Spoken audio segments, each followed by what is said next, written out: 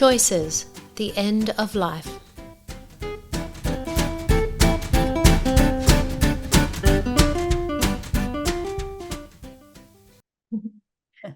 Hello, we have got Dr. Harry Jacobs and Fiona Jacobs here. Thank you so much for coming along. I really appreciate it. So, and we've just met online just this moment, haven't we? We have, yes. Thanks, Kirsten. Yeah, no, it's a great opportunity to talk about some really important issues in people's lives. That is the end of your life and making the most of living until the very end of your life. Do you think this is an area that a lot of people don't stop and think about until they do get to this end point where someone they love is in this position? And do you think a lot of people don't stop and think about this area? I know we're starting at the end. I don't know that they don't think about it. What they don't do is talk about it. Yeah. It's a very, for some people, it's a very uncomfortable issue to be open to family with. But I think we probably all think about it, but maybe we don't prepare for it. And voluntary assisted dying legislation allows us to think about it and prepare for it. And in that progression, it's easier to have those interactions with people like family and doctors and medical staff, healthcare staff, things like that. So I think we're progressing in our ability to chat about this issue. But it's still really difficult for some people to do. Yeah, a lot of people are quite uncomfortable with death generally, aren't they? It's difficult, it's painful. And as Fiona said, of course, there's new legislation in Queensland which increases the choices and options that people have.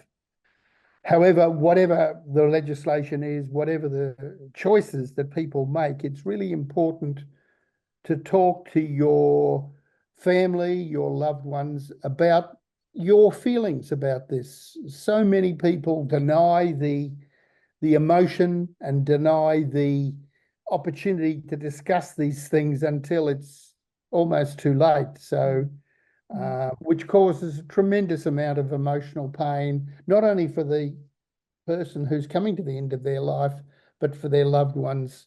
It leaves people with grief and bereavement that's often unresolved. But voluntary assisted dying and the Queensland legislation is just one more choice that people have. I might give the listeners just a little bit of history on voluntary assisted dying. It is something that's been around for a long, long time, and originally we all spoke of it as euthanasia. I think that would be a fairly common or recognisable term for it.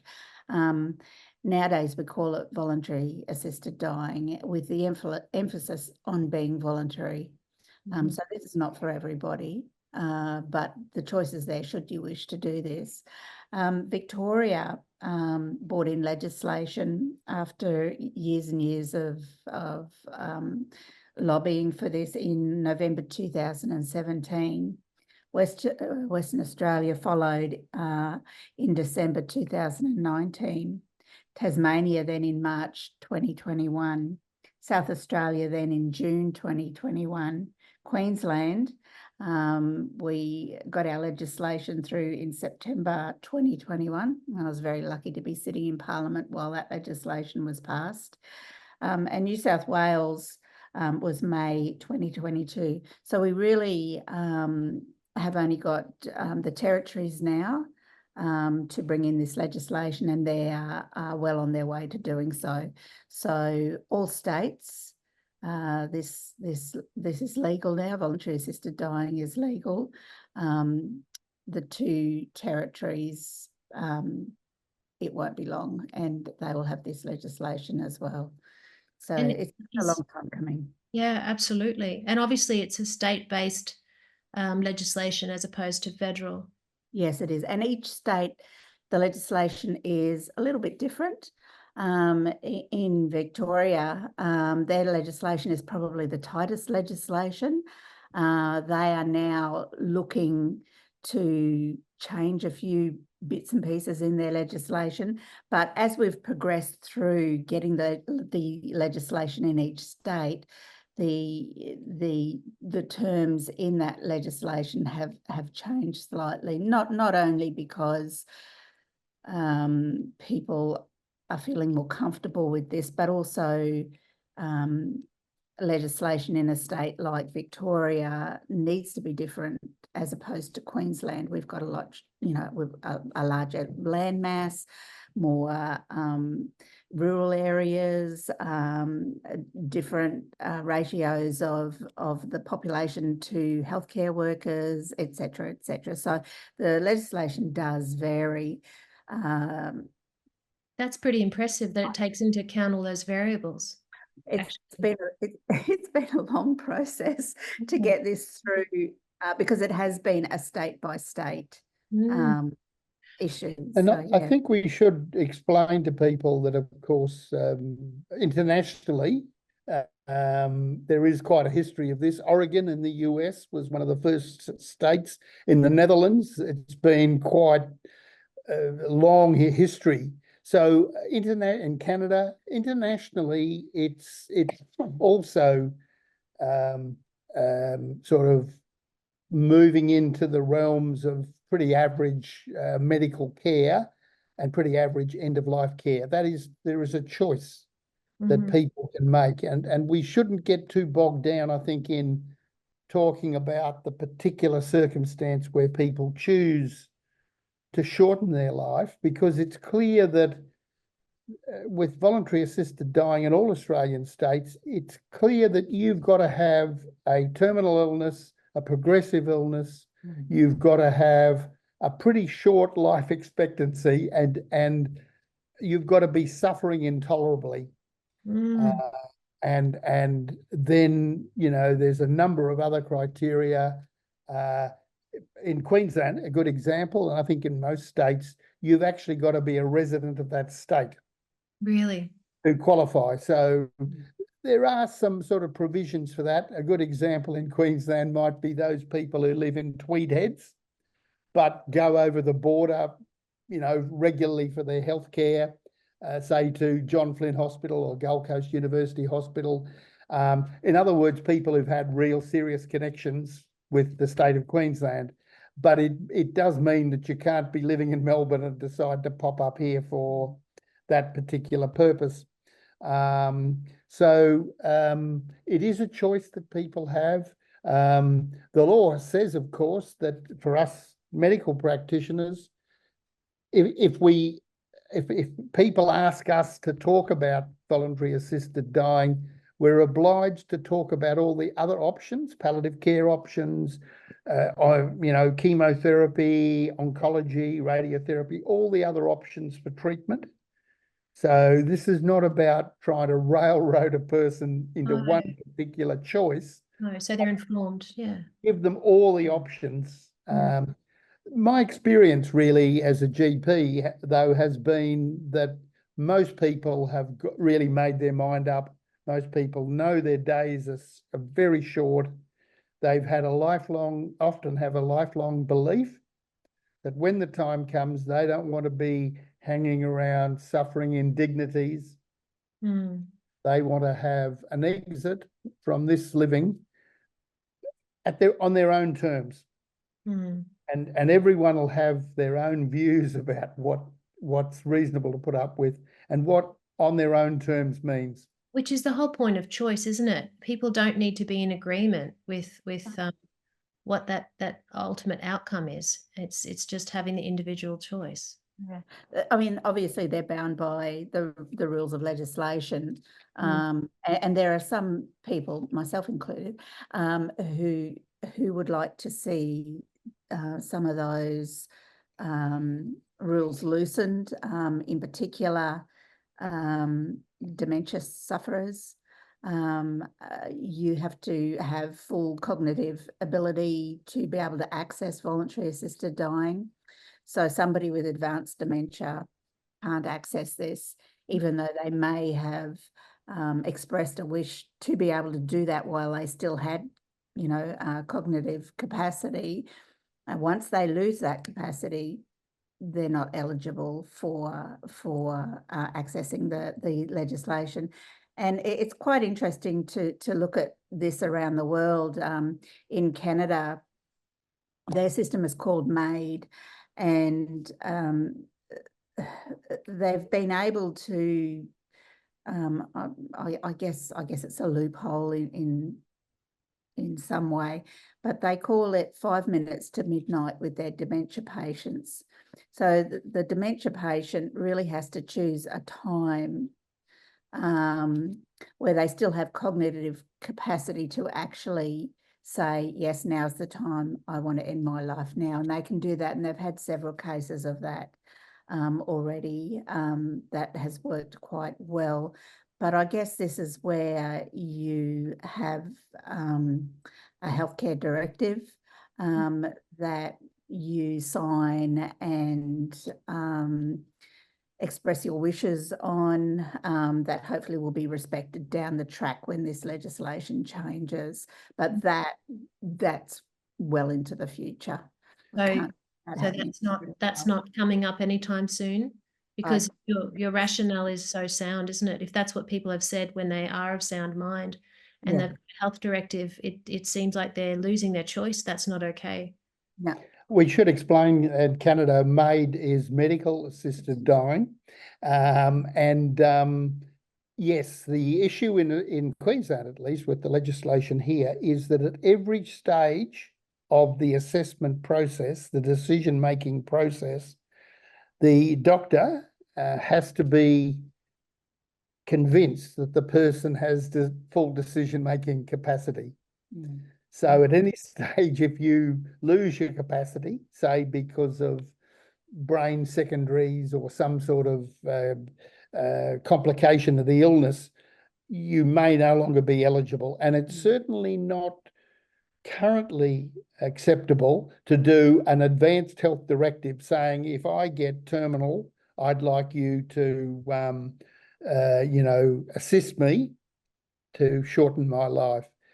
I think it'll come in the future, because this is one of the most cruel ways to finish your life.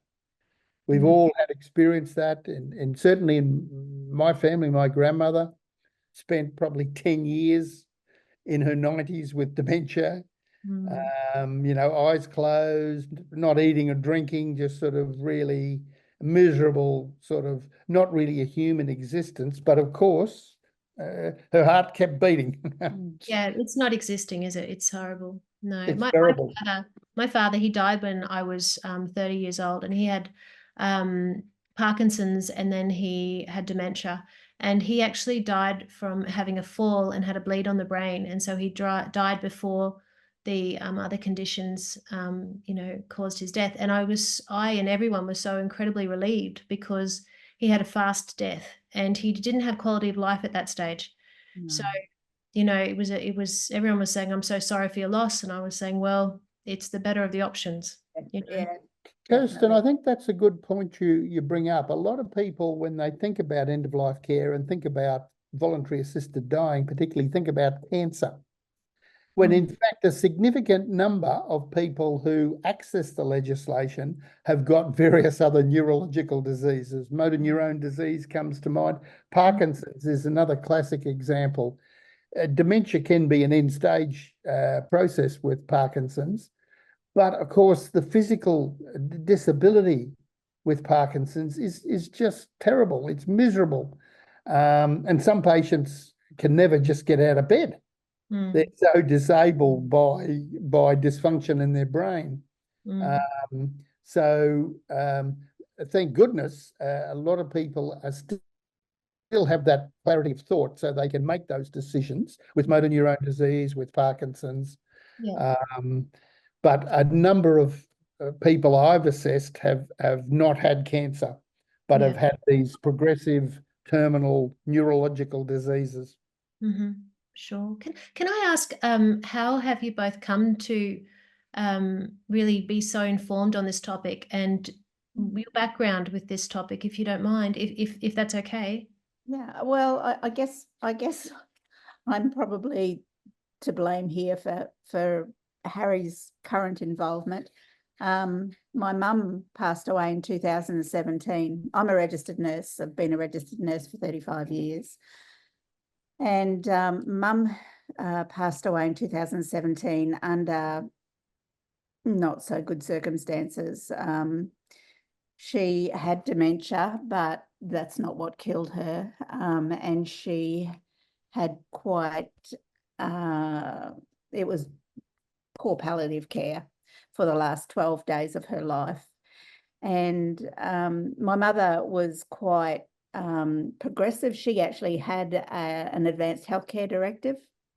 She was always, ahead of her time with that sort of stuff. Unfortunately, a lot of what was in her directive was ignored. And that, along with poor palliative care, led to 12 days of pain and suffering for mum. She was a huge advocate for euthanasia, she used to call it, but for voluntary assisted dying. And when she died, I swore that I would make sure that I see this legislation passed before I passed.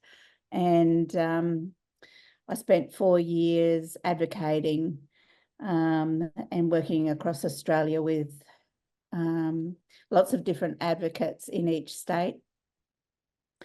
And I formed a group called Nurses Supporting Voluntary Assisted Dying.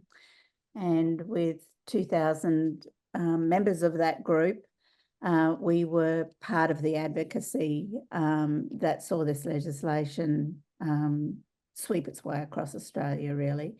So that's how I became involved. And then once we had the legislation, Harry, I felt it was his turn. So Harry put his hand up to actually be one of the first doctors in Queensland to complete the training. Really? So he's done a couple of cases already in our hometown, and he's taken up the baton. Well, the truth is, I've worked as a GP. Next year it'll be 50 years since I graduated. I've worked as a GP for 5 decades.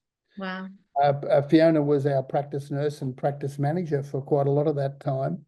So I practiced for a lot of that time in North Queensland and had a considerable experience with palliative care. In regional and in rural practice, of course, there's far less availability of specialists and hospitals. Yep. And the palliative care and end-of-life care is largely done by the GPs. Yeah. So for many, many years, I had lots of experience, and it's that business in general practice of looking after your patient for all of their life and looking after their family and looking after them till the end, never walking away and saying, oh, this is too difficult or this is too emotionally, charged. I always prided myself in dealing with palliative care to try to look after the psychological and social needs of patients and their families. And some of the things I'm most proud of, really, are being able to bring families together. I'm talking here and now about estranged families. Sure. At the end of life. That's quite a common story, really, that in families there's always a little bit of estrangement.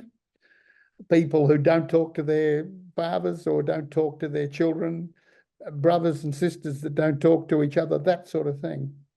And end-of-life care is, yes, it's about the symptoms, it's about controlling pain and nausea and all that stuff, but it is also, and I pride myself on a number of cases I can think of, where I facilitated families to get together and seriously talk about these issues, often make peace with each other before the That's inevitable end. that's above and beyond. It's incredibly meaningful because, you talk about mental health, having that family support is so paramount at the end of life, to have family and to have some form of harmony. Absolutely, absolutely. And of course, we also see the opposite side of that, people who just can't.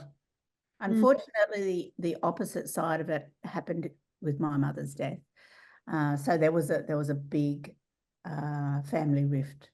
No.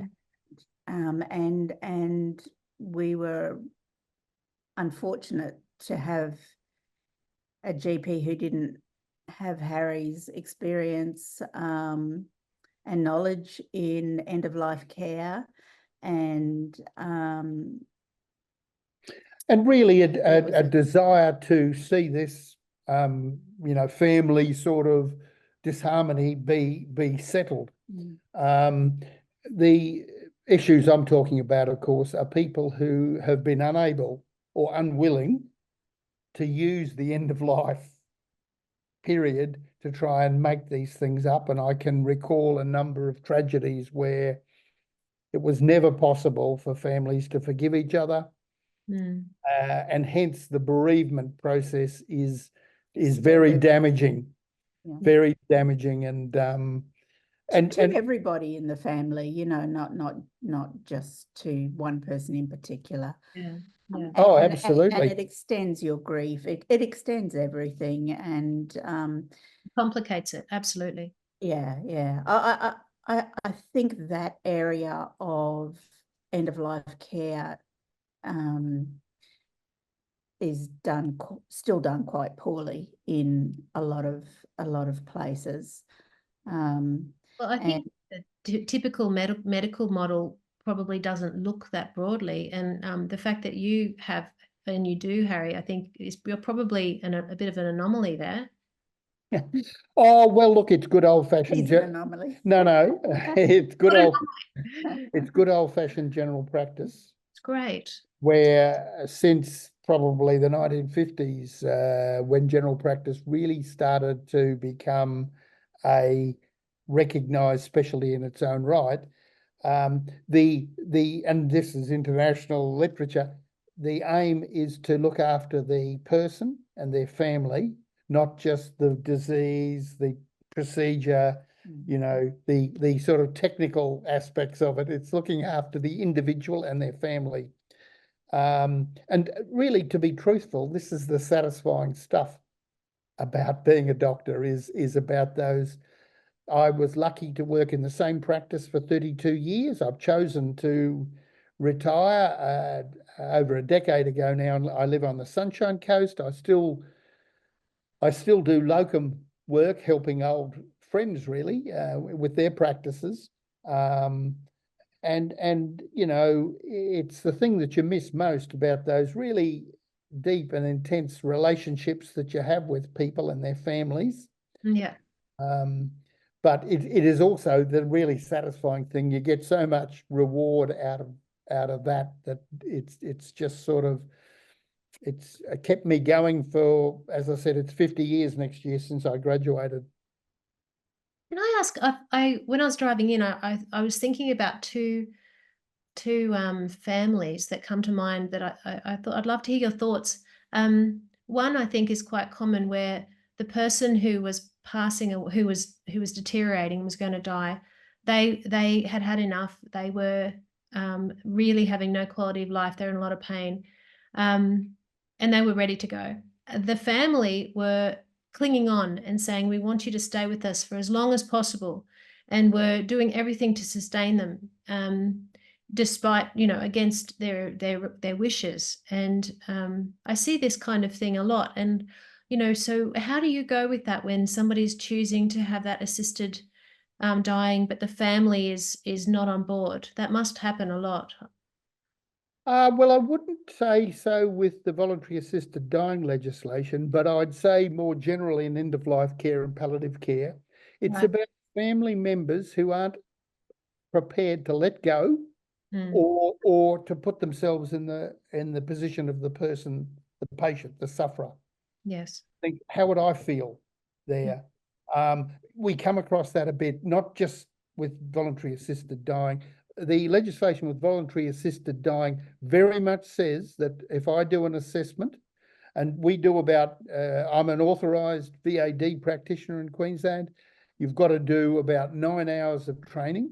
That's largely about understanding the law, the legislation, and we've got to be absolutely convinced that there's no coercion in this. The coercion can be, you know, sort of hurrying mum's exit so I can get hold of the inheritance, but it also can be the opposite way, disrespecting mum, holding on to her.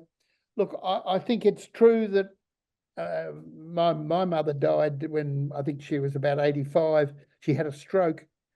And really, I think my father couldn't let go, and sort of really, I mean, my mother didn't have a terminal illness. She had a stroke and was pretty disabled and, you know, could no longer live at home. But my father, who's now since died, he was close to 96 when he died, he just couldn't let go. And 7 days a week, he'd go to the nursing home from 9 in the morning till about 5 p.m. and sit with her and feed her and all this sort of stuff. But I don't think he ever thought, you know, is my beloved wife really enjoying this? Is this not just being a little bit cruel? But anyway, that's, yeah, I agree. There are people who can't let go. They're the ones who probably need the most support. Yes. And the Queensland Health has been very generous with enacting this legislation and have made, there's a number of support mechanisms available. The Queensland VAD support service, they've got a 1-800 number if people want to look at it on the internet. There was, right from the word go when this legislation was passed, there was also an understanding that there needed to be a lot of support available for those people who are told when they do an assessment, you're not eligible. Wow, that must be devastating. Well, these are people who really sort of, they coming to the end of their lives, they really want to do this, but for a variety of reasons, such as, for example, the thought that you're supposed to be terminal within 12 months. It's supposed to be a progressive condition. So some of these cancers and neurological conditions, of course, aren't that progressive or aren't that the rules, sort of terminal.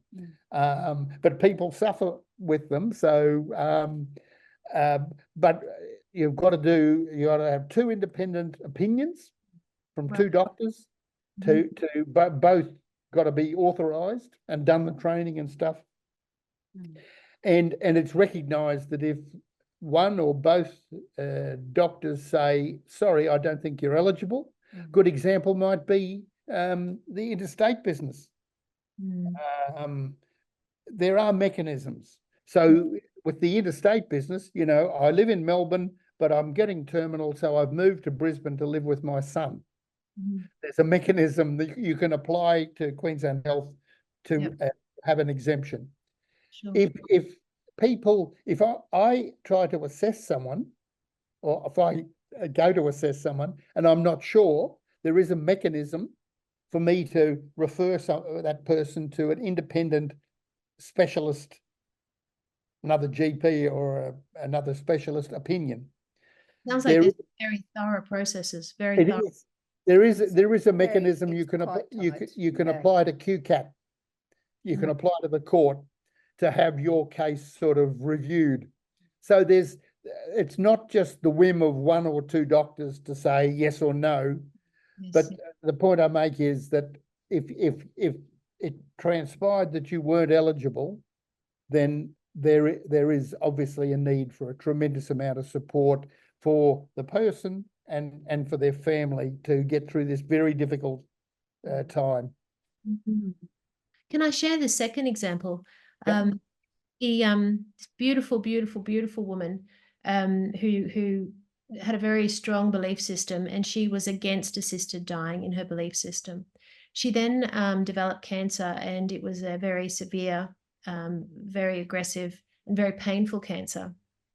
And she ended up living for another 2 weeks. But at that point, she turned to her family and said, I want to do assisted dying. So it had previously been completely against her value system. And she put up a hand and she called out and said, please organise this. Unfortunately, the legislation hadn't come through in Queensland yet. And, that was that was devastating news for the family and for her. But it was just really interesting. And she passed away two weeks later, had a very rough time. That, people could, I don't think, we don't know what we think until the time comes. And I think that's the point there. Yeah, I think that's exactly right. And that's one of the best things about accessing voluntary assisted dying is that you don't have to go through with taking the medication, but the medication is there. It's a comfort for somebody who's terminally ill to know that if they get to a point where they've decided they have had enough, they've got an alternative choice, and they can access it or not. So really all the legislation does is give them the legal ability to access their death should they wish to. It doesn't mean that they have to. And in fact, about a third of people who go through the process of applying don't access it. They die naturally. So, but they've got that comfort there. They've got that knowledge there that if their disease gets too much for them to cope with, too much to bear, they've got a choice. You say comfort, I absolutely agree. I think knowing you've got the choice would in itself reduce your stress. You would feel less trapped. You'd feel like you've got options, so you would feel more control. A choice. Oh, Kirsten, I think that's absolutely correct. I mean, for many of the people I've assessed, and there's quite a number now on the Sunshine Coast, it's the security blanket, I suppose you might say, knowing that if things were to deteriorate badly for them, then they've got an option there. And Fiona's absolutely correct. The at every stage of the process, and the process of assessment happens over 9 days. This is written into the law. At every stage, a person can withdraw. So right to the very end, you can say, "Oh well, I won't do that." Yes. Even once you've got the approval, yes, you still can sit on it. And I'm told by Queensland Health that there are people who've had the substance in their, or their doctor's got it, or they've got it, and it's been a considerable time passed by, and they're doing okay with life, and they're not, so it's not expected that you'll get it and then take it the next day, kind of thing. So that there are two options. I'm not sure whether you're aware of this. And you choose an option when you're going through the process. The first option is to self-administer. So if you choose to self-administer and you're given approval, a pharmacist will visit you and bring medication in a locked box, and you'll keep that at home to access yourself at a time that you need it or time that you want it. You don't necessarily have to have your GP there. You can do it with your family, you can do it by yourself, but you've got that medication at home. The second... Can I just explain there, by the way, this is a powder that you mix up in water and drink. Yeah. So, so it's oral medication. And the second choice, which seems to probably be the more popular in areas where you can access a GP or a registered nurse is an injection, an intravenous injection of a substance that will And this end is your called life. practitioner administration. So you can choose which way you want to go. I didn't know the first option existed. That seems very very private and very intimate, and a lot of choice in that. Yeah, it also is very good in areas like Queensland, Western Australia, where you've got a lot of people who actually live a long, long way away from any medical assistance. So they can have that at home, you know, for months if they survive that long. I'm just going to have to go and let the dog out. Won't be a moment. Our poor dog's in the bedroom, and he's he wants to join the conversation. Oh, he could join us. You're absolutely right, Kirsten. The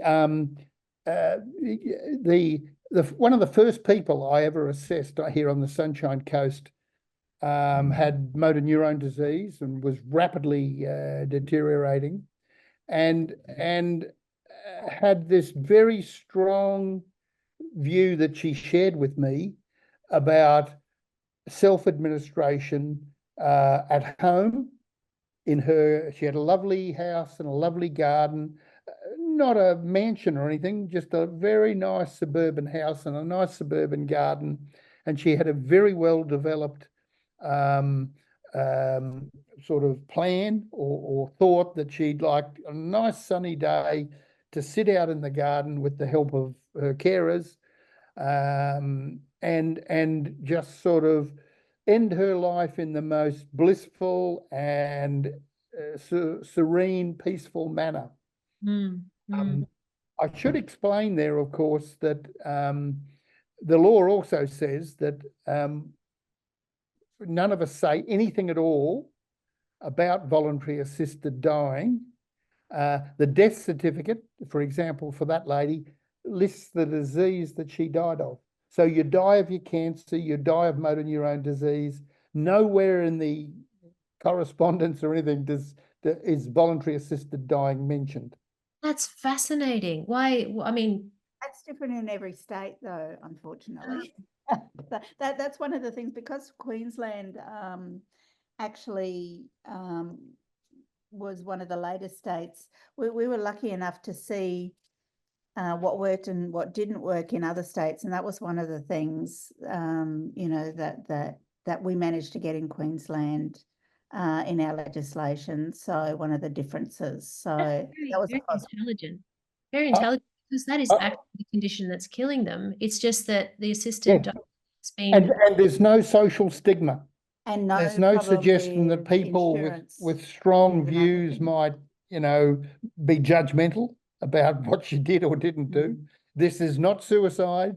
You're dying of the cancer, you're dying of the motor neurone disease or whatever, but you're dying sort of at your chosen moment when you think it's intolerable. on your terms. Yeah. So that's so intelligent. I'm impressed. That's really good. Yeah. There's quite a few differences in our legislation. I feel, look, I might be a little biased, but I think Queensland's legislation is one of the best out of all of the states. So we've got a few really, I think, powerful differences. One of them is, if you're in a nursing home, and a lot of these people have been in nursing homes for a long, long time, and the nursing home is their home. Now, in a lot of Catholic nursing homes in other states, if that nursing home doesn't agree, you know, with voluntary assisted dying, they can refuse for that to happen on their premises. So that means that the patient has got to be moved to a hospital or another area. They're probably very, very ill. They're not in their familiar surroundings. So there's a lot of difficulties there. But in Queensland, it's against the law to say, no, we don't allow administration of voluntary assisted dying if it's your residence.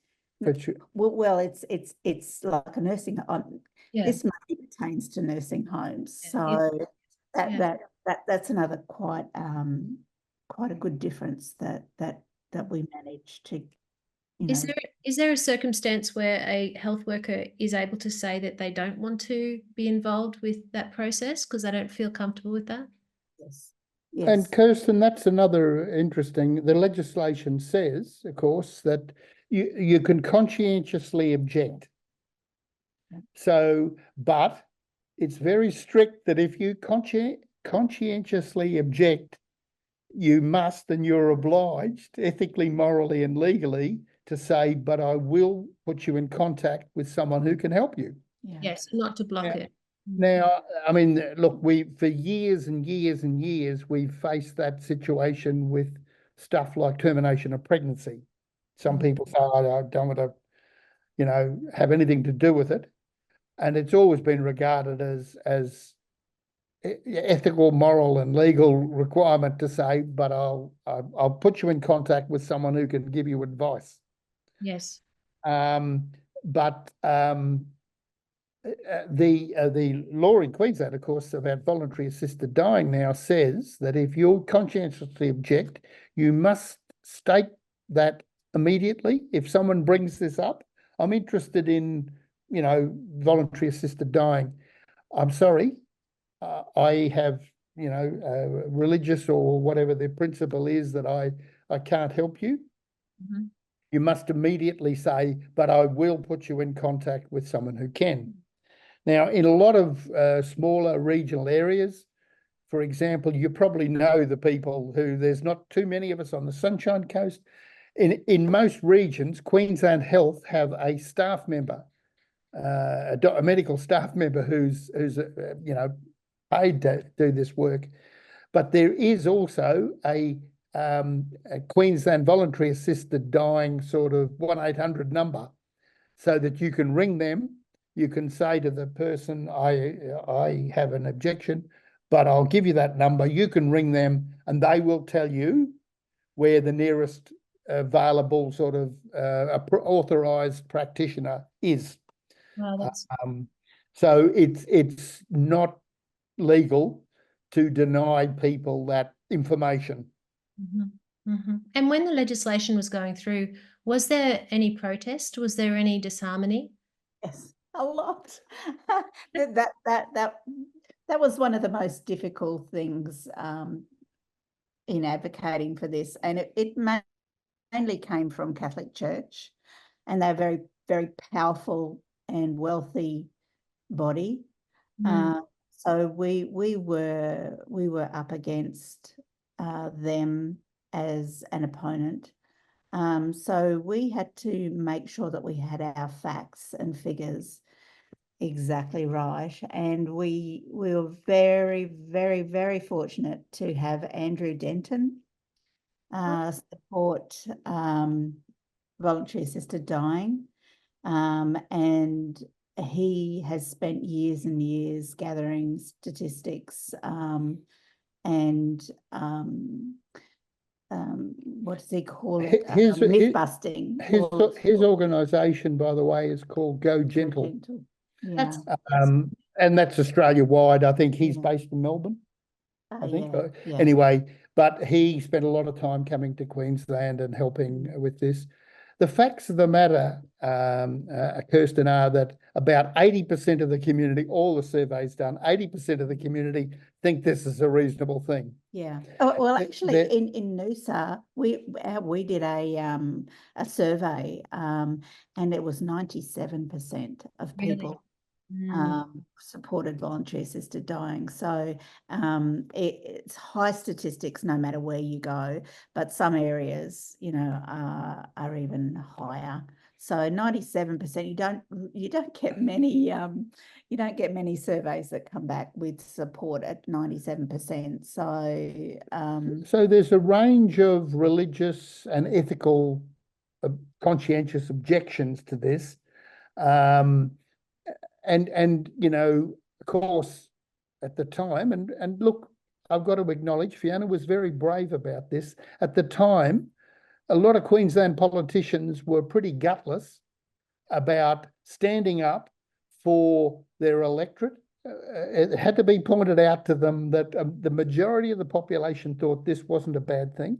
That's not to say that they all wanted to do it, just to say that they thought that if you were terminal, suffering intolerably, this should be an option that you have and it should be legal. But you had to point out to politicians that they're elected to represent the community, but they were all very frightened that this small vocal minority might ruin their chances of getting re-elected. It might be unpopular, they thought. Yeah. I'm Well- always, oh, please, you go. I was just going to say the LNP, it wasn't on their party platform. So anywhere where there was an LNP member, we had to work incredibly hard to try and secure some of their votes, because without some of their votes, without them crossing the floor, we wouldn't have got the legislation. So I spent 4 years. Wow. 4 But- years.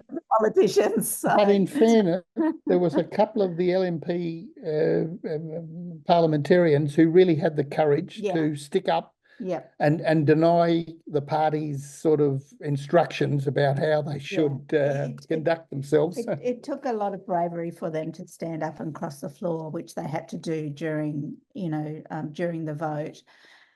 And previously with the abortion legislation, there were LNP members who did stand up and cross the floor and almost lost their seats for doing so. So I'll always be very grateful to that handful of LNP members who were brave enough to stand up and say, this is compassionate legislation and it should be passed. So there was only a handful of them, but they're the ones that helped us get it across. You guys have done so well. You've both come from a medical background and you find yourself becoming experts at legislation and understanding all of this political to and fro over 4 years. It's an extraordinary achievement to have dived into the deep end and come out with this very meaningful outcome. You must have learnt a lot.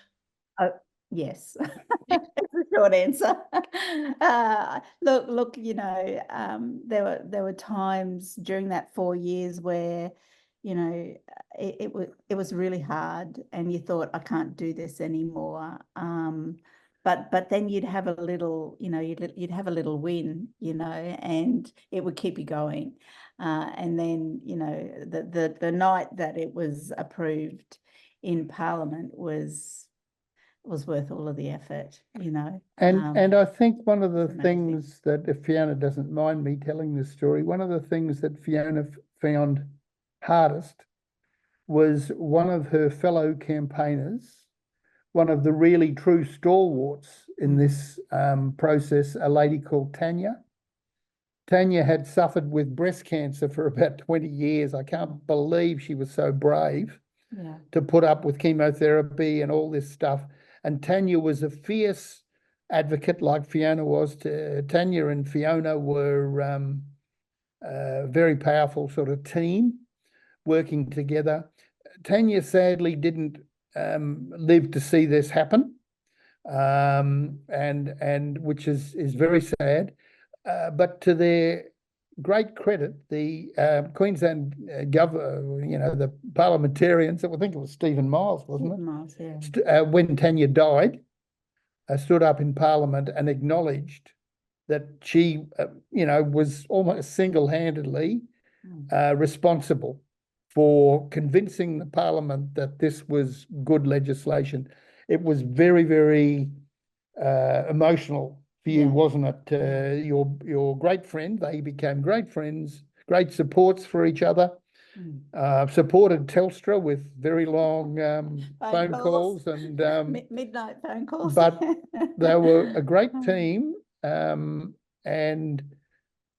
we in conclusion, of course, this is now legal. It's quite widely available. That is the ability to talk to someone who knows about it and to get very good advice about if you want to talk about this, there'll be someone available. And for what I believe in for most, and I find this not easy. It's never easy, but it's easier if you know the patient and if they're a patient of your practice. And so many of the patients I've assessed have been patients of practices where I've been doing a locum. So I've often met the patient previously. These people are often in the office pretty frequently. We've often had a lot to do with them over the period of their illness. So it's obviously much, much more difficult if the first time you ever meet the patient is when you're doing an assessment about their eligibility. But the people who you know their case, you know their family.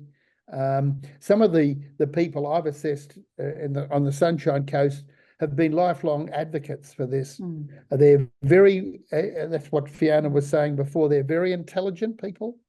They're very well-educated people, and they've been lifelong advocates for euthanasia as it was, voluntary assisted dying as it is now. And when they get that illness and when they come close to the end of their lives, it's not a hard sell to be convinced that, you know, they know what they're doing. They're fully able to consent to this. And there is quite a lot of requirements to explain to people all about the legislation and the requirements. But it's relatively easy because you know the person, you know their family. I often visit people at home to do this. I often sat down with family members and had a very sort of casual and very friendly discussion, and really can hear clearly a patient's intentions and a patient's determination to progress to end of life care, voluntary assisted dying, to exit the world on their own terms. Absolutely. Unfortunately, Tanya missed out on being able to access the legislation in Queensland. So she chose to travel to Switzerland. Did you really? She ended her life. I was honoured, and I don't know the words. I went with her. She asked me to go with her. Fiona was courageous enough, is the way I look at it too. I couldn't have gone with an old friend, and knowing that. For me, it was Loving. Yeah, I mean,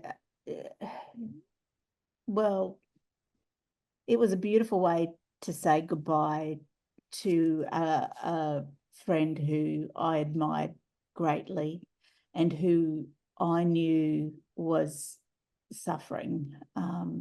She'd fought breast cancer for many, many years, and she had secondaries in a liver and a spine, and she just didn't feel that she would be able to see the time out between when she died and when the legislation was passed in Queensland, which was a real shame because she spent so long fighting for it.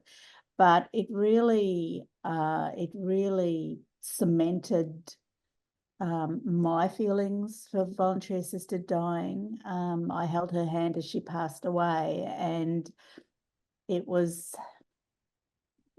beautiful.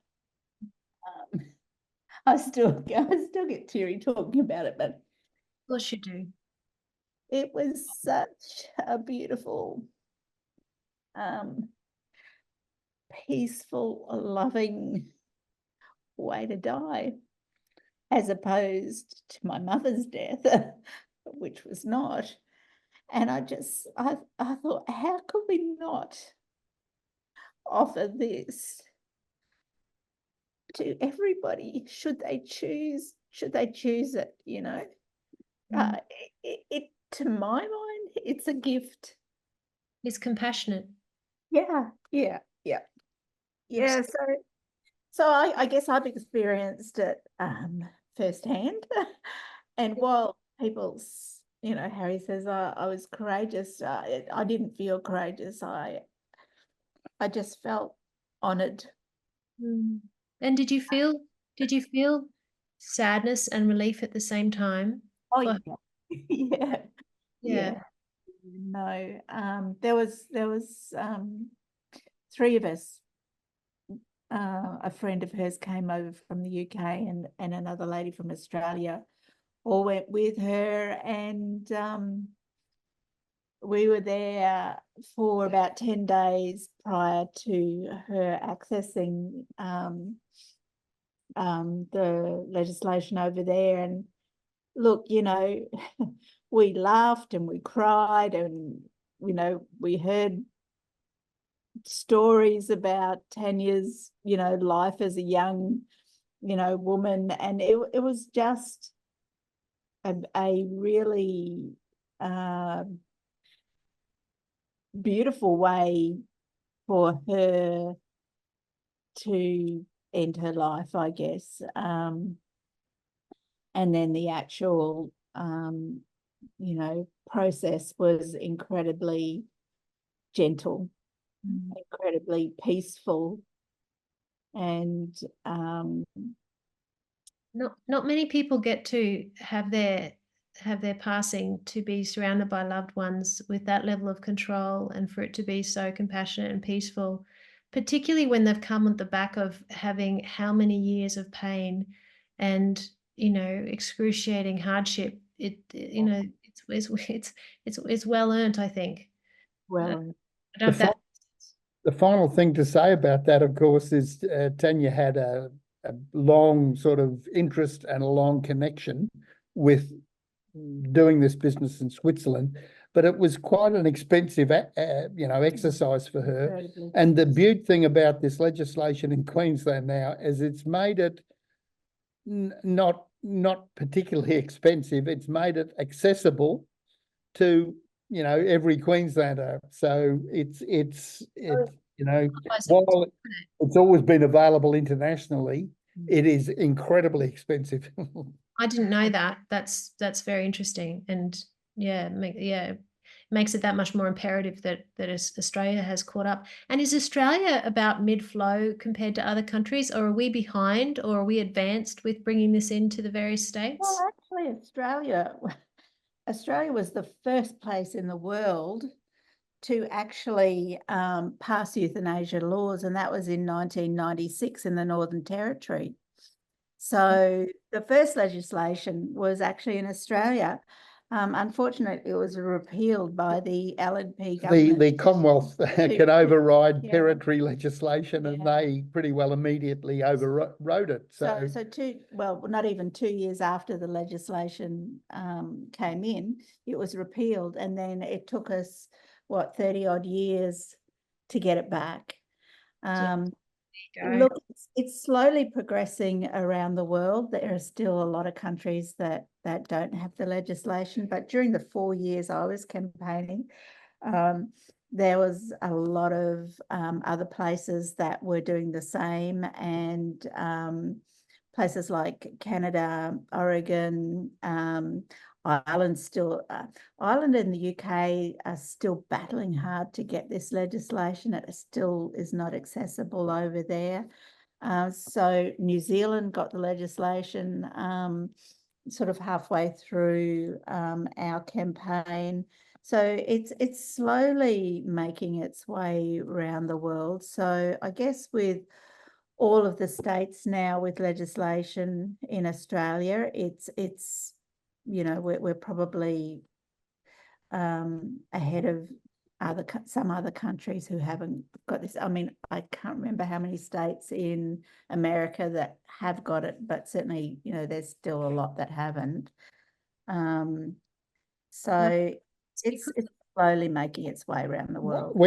We might have just about run out of time, Kirsten. I know you've got a family and children to consider. It's been lovely chatting, and I've found it very interesting. You got any more to say to wrap up, Fiona? Is there any more questions you've got? No. Can I just say that often in our culture, a lot of people have issues that they don't like or they feel strongly about, but they don't get out there and actually change. They don't actually make go and extend their knowledge base and get proactive and change legislation. So for you guys to get in and do that is extraordinary and not normal. It is extraordinary. And so, you know, I think I think it's profound how many Queenslanders are going to benefit from people like you. I just think it's extraordinary. And you mentioned that your mum was a very progressive woman and that she valued assisted passing. And so I can't even imagine how proud she'd be of you. She'd be a bit shocked, I think.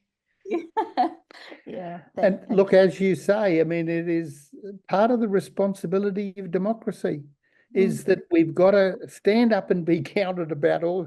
I mean, mental health care is another good example where people have really got to strongly advocate for a more equitable sort of access to, and the only way to do that is to really lobby the politicians, because you can't rely on them making a sensible choice. You just have to be patient. Yeah.